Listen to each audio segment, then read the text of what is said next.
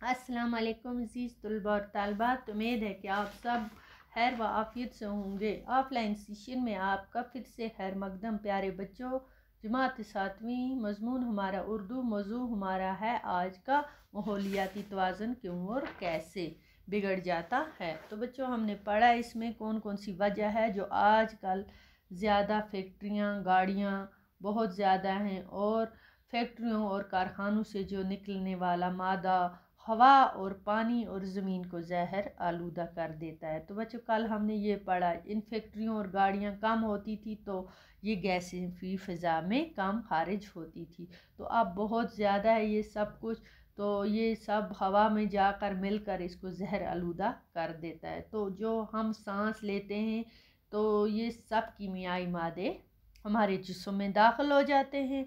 गाड़ियों और फैक्ट्रियों से खारिज होने वाली गैसों में ज़्यादा मकदार किस किस की होती है, मैंने कल भी पढ़ा है। एक तो carbon monoxide, nitrogen oxide, sulphur dioxide और कार्बन डाइऑक्साइड गैस की होती है। इन सभी गैसों की ज़्यादती हमारी कुदरती माहौल के लिए मुज़र है, बहुत ज़्यादा मुज़र है।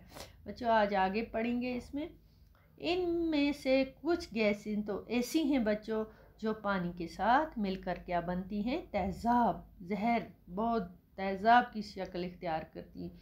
ये सब कुछ गैसें जो ऐसी हैं जो पानी में मिलकर तेज़ाब की शक्ल इख्तियार करती हैं, तेज़ाब बन जाती हैं। जब बारिश होती है तो ये गैसेस तेज़ाब की सूरत में ज़मीन पर आती है, फिर ये तेज़ाब बनकर बारिश की सूरत में ज़मीन पर तेज़ाब आता है। तो इस तरह की तेज़ाबी बारिशों को क्या बोलते हैं इंग्लिश में?